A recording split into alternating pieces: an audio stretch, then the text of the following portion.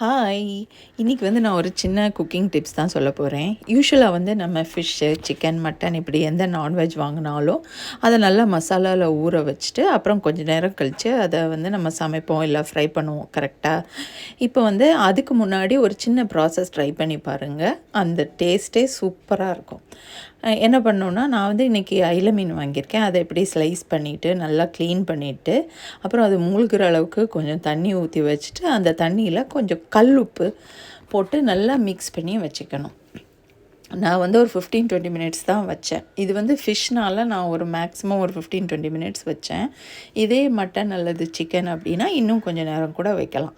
இப்படி கல்லுப்பு போட்டு கொஞ்சம் நேரம் ஊற வச்சுட்டு அதுக்கப்புறம் நல்லா மறுபடி 15-20 மினிட்ஸ் கழித்து மறுபடியும் அதை எடுத்து ஒரு நல்லா அலம்பிட்டு அப்புறம் நமக்கு தேவையான மசாலாவை போட்டு ஊற வச்சிடணும்.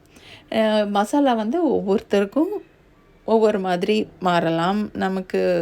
நம்ம டேஸ்ட்டை பொறுத்து, அந்த டிஷ்ஷை பொறுத்து. ஸோ நான் இன்றைக்கி யூஸ்வலாக போடுற மசாலாவே தான் நான் போட்டு மறுபடியும் ஒரு 1/2 அன் ஹவர் ஊற வச்சுட்டு 1/2 அன் ஹவர் கூட வேண்டாம், அது நமக்கு எவ்வளோ டைம் இருக்கோ அதை பொறுத்து கொஞ்சம் நேரம் ஊற வச்சுட்டு அப்புறம் அதை ஃப்ரை பண்ணேன். இன்றைக்கி அப்படி தான் பண்ணேன். இந்த டிப் எனக்கு ரீசெண்டாக தான் தெரிய வந்தது. பட் இந்த டிப்பை யூஸ் பண்ணி செஞ்சதுக்கப்புறம் நிஜமாகவே சொல்கிறேன், அந்த டெக்ஸ்சர், டேஸ்ட் எல்லாமே சூப்பராக வந்தது.